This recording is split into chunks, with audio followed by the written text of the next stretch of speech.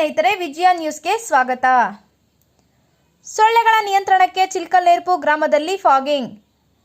ರಾಜ್ಯಾದ್ಯಂತ ಮಾರಕ ರೋಗವಾಗಿ ಪರಿಣಮಿಸುತ್ತಿರುವ ಡೆಂಗ್ಯೂ ರೋಗವನ್ನು ಹರಡದಂತೆ ಹತೋಟಿಗೆ ತರಲು ಚಿಲ್ಕಲ್ನೇರ್ಪು ಗ್ರಾಮ ಪಂಚಾಯಿತಿಯ ಆಡಳಿತ ಸಜ್ಜಾಗಿದ್ದು, ಗ್ರಾಮದ ವಾರ್ಡುಗಳಲ್ಲಿ ಹಾಗೂ ಗ್ರಾಮ ಪಂಚಾಯಿತಿಯ ವ್ಯಾಪ್ತಿಗಳಲ್ಲಿ ಬರುವ ಹಳ್ಳಿಗಳಲ್ಲಿ ಫಾಗಿಂಗ್ ಮತ್ತು ಡಿಡಿಟಿ ಸಿಂಪರಣೆಗೆ ಕಾರ್ಯವನ್ನು ಭರದಿಂದ ಮಾಡುತ್ತಿದೆ. ಮಾರಕ ಡೆಂಗ್ಯೂ ರೋಗದ ಮೂಲ ಸೊಳ್ಳೆಗಳಾಗಿದ್ದು, ಅವುಗಳ ನಿಯಂತ್ರಣಕ್ಕೆ ಸೂಕ್ತ ಮುನ್ನೆಚ್ಚರಿಕೆ ಕ್ರಮಗಳನ್ನು ಕೈಗೊಳ್ಳುವ ನಿಟ್ಟಿನಲ್ಲಿ ಗ್ರಾಮದಲ್ಲಿ ಆಟೋಗಳ ಮೂಲಕ ಫಾಗಿಂಗ್ ಮಾಡಲಾಗುತ್ತಿದೆ.